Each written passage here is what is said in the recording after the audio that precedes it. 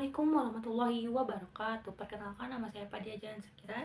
Saya dari program studi komunikasi dan penyiaran Islam. Di sini saya akan menjawab pertanyaan UAS mata kuliah ilmu filsafat. Yang pertama yaitu pengembangan ilmu pada Yunani. Yang pertama yaitu pengembangan ilmu pengetahuan dari Yunani kuno hingga kontemporer yang terjadi. Yang pertama yang pastinya melalui proses pengujian, pembuktian, dan penemuan. Pada Yunani kuno, di zaman Yunani kuno itu dianggap sebagai zaman keemasan filsafat, di mana masyarakat Yunani bebas berpikir dan tidak terkekang oleh doktrin masyarakat atau omongan-omongan masyarakat. Nah, mereka mencari kebenaran melalui akal pikiran. Bangsa Yunani tidak lagi mempercayai mitologi. Zaman kontemporer, perkembangan ilmu pengetahuan pada zaman kontemporer sangat cepat. Bidang fisika menjadi titik pengembangan ilmu pada masa ini. Nah, tokoh terkenal pada masa ini adalah Albert Einstein pada tahun 1879 Masehi sampai 1955 Masehi, di mana dia adalah seorang ilmuwan fisika. Teknologi informasi dan komunikasi telah mengubah cara kita hidup, bekerja, dan belajar.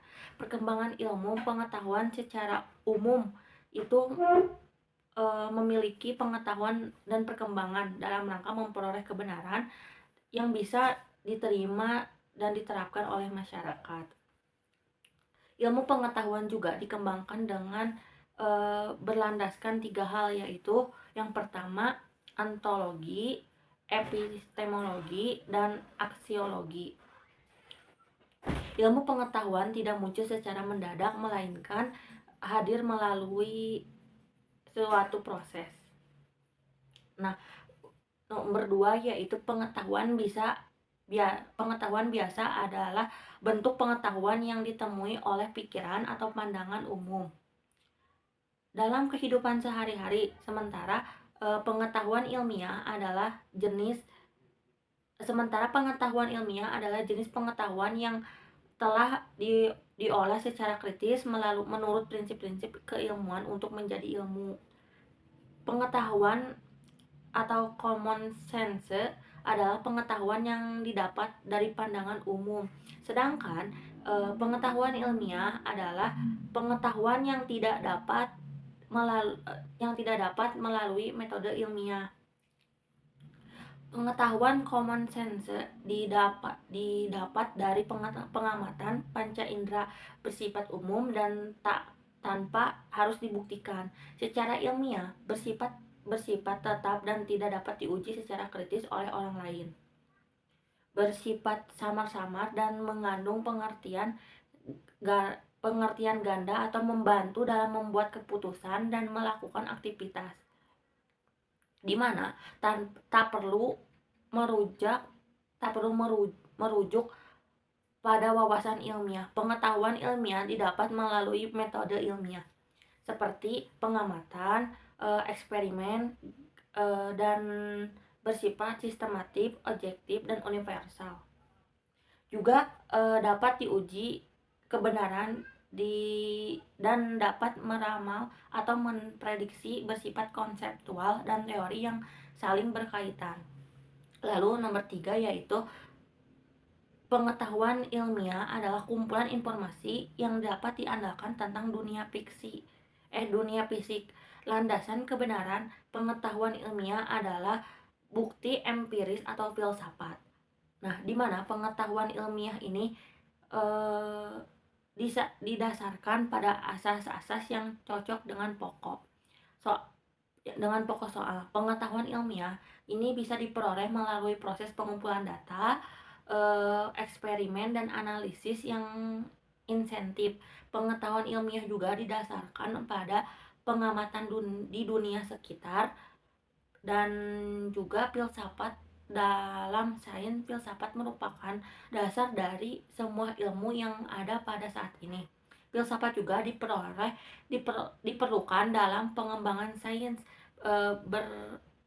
Berbekal pemahaman tentang filsafat, seorang ilmuwan mampu menjawab pertanyaan-pertanyaan mendasar manusia.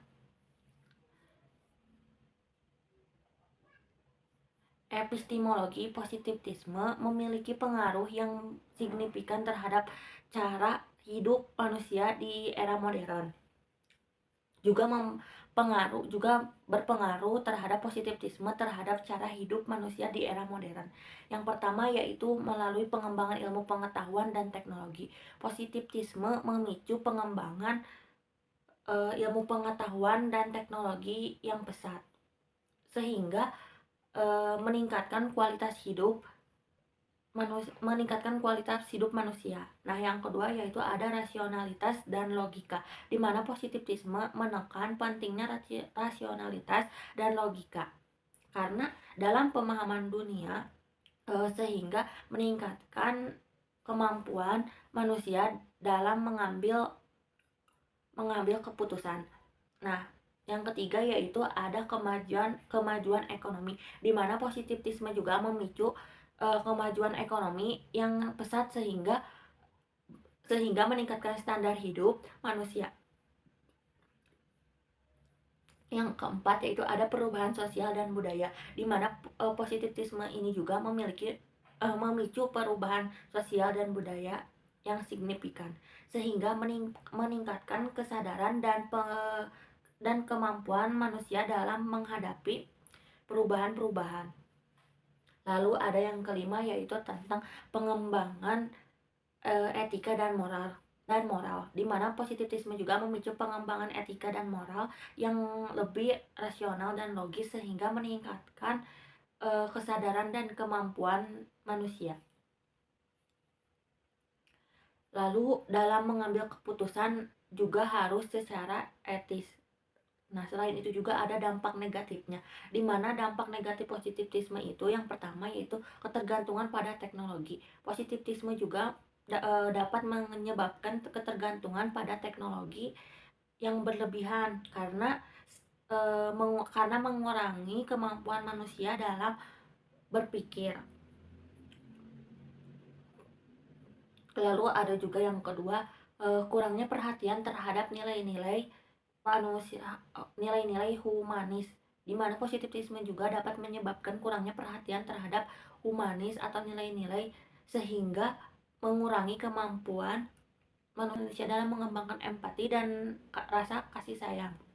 Nah, yang ketiga itu menyebabkan pengabaian atau kebenaran subjektif. Positivisme juga dapat menyebabkan pengabaian terhadap kebenaran subjektif sehingga kurangnya kemampuan manusia dalam pengembangan kesadaran dan kemampuan diri. Nah, kesimpulannya yang bisa diambil yaitu positivisme juga memiliki pengaruh yang signifikan di mana hidup manusia itu di era modern, baik dalam hal pengembangan ilmu, lalu dalam pengembangan teknologi, pengetahuan dan rasa rasional, juga logika, memiliki dan yang pastinya kemajuan dalam ekonomi budaya, perubahan sosial dan budaya, serta pengembangan dan moral. Namun positivisme juga memiliki dampak negatif seperti ketergantungan pada teknologi, lalu kurangnya perhatian pada nilai-nilai humanis dan pengabaian terhadap kebenaran. Nah, oleh karena itu perlu adanya keseimbangan antara positivisme dan nilai-nilai humanis dalam menghadapi di era modern ini. Nah, yang kelima, jawaban nomor 5 yaitu mempengaruhi cara hidup manusia di era postmodern dengan cara mengubah sudut pandang positivisme dan menawarkan solusi baru dalam menjalani kehidupan. Positivisme menawarkan solusi baru dalam menjalani kehidupan yang semakin kompleks. Nah, di mana positivisme ini juga mengubah pandangan atau sudut pandang yang hanya memanfaatkan kemampuan pengamatan langsung terhadap penelitian. Positivisme juga memiliki asumsi bahwa kebenaran bernilai jamak, kebenaran bersifat subjektif dan tergantung pada konteks nilai kultur, tradisi, dan kebiasaan. Nah, jawaban nomor 6 yaitu tentang klasifikasi adalah teori dari R. Popper yang menyatakan bahwa ilmu pengetahuan berkembang melalui pembuktian kesalahan hipotesis. Sedangkan eh, Sedangkan paradigma adalah teori Thomas Kuhn, yaitu ilmuwan yang menyatakan bahwa pengetahuan pengembangan melalui perubahan paradigma.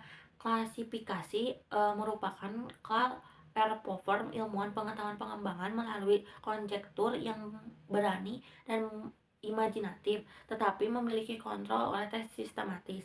Nah, ilmu pengetahuan bersifat kumulatif, artinya segala sesuatu yang dapat dibuktikan salah satu suatu teori, proposisi, atau hipotesis. Paradigma menurut Thomas Kuhn, ilmuwan pengetahuan berkembang melalui cara revolusi ilmiah.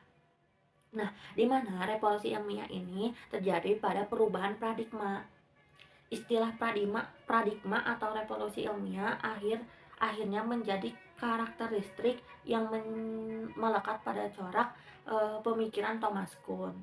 Nah, jawaban soal terakhir yaitu yang ketujuh, era postmodern adalah sebuah periode ditandai dengan perubahan besar dalam cara pandangan manusia, gejala kehidupan sosial, di mana memiliki beberapa ciri khas postmodern ini. Nah, yang pertama yaitu cara pandang manusia di era postmodern. Yang pertama yaitu relativitas. Manusia di era postmodern ini cenderung memiliki pandangan yang relatif tentang kebenaran dan nilai-nilai. Lalu adapun yang kedua, pluralisme. Manusia di era postmodern ini pasti menerima dan menghargai keberagaman budaya, agama, dan pandangan hidup.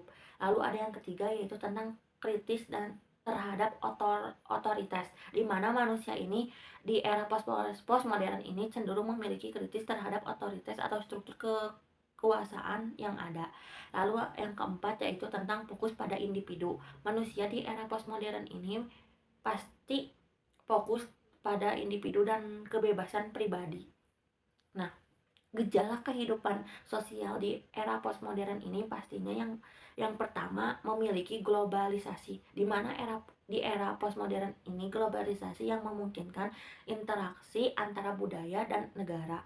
Lalu yang kedua pasti adanya perubahan sosial yang cepat, di mana era postmodern ini juga ditandai dengan kebenaran sosial, kebenaran yang cepat dan tidak terduga. Yang ketiga ada kemajuan teknologi yang pastinya sudah jelas di era postmodern ini ditandai dengan kemajuan teknologi yang pesat, memungkinkan komunikasi yang lebih cepat dan efektif. Ada juga yang keempat yaitu tentang krisis identitas, di mana di era postmodern ini juga ditandai dengan krisis identitas yang dialami oleh banyak orang, terutama dalam hal identitas budaya dan agama. Nah, selain itu juga ada dampak dari postmodern, di mana di era postmodern ini akan mengalami dampak yaitu tentang pengembangan komunikasi. Pengembangan komunikasi ini akan memungkinkan pengembangan komunikasi yang lebih cepat dan efektif. Lalu ada juga dampak yang kedua yaitu meningkatkan kesadaran. Di era postmodern ini meningkatkan kesadaran tentang kebenaran budaya dan agama. Lalu yang ketiga yaitu ada pengembangan tentang ekonomi di era postmodern. Nah, di era postmodern ini tentang pengembangan ekonomi pasti memungkinkan pengembangan ekonominya lebih cepat dan efektif.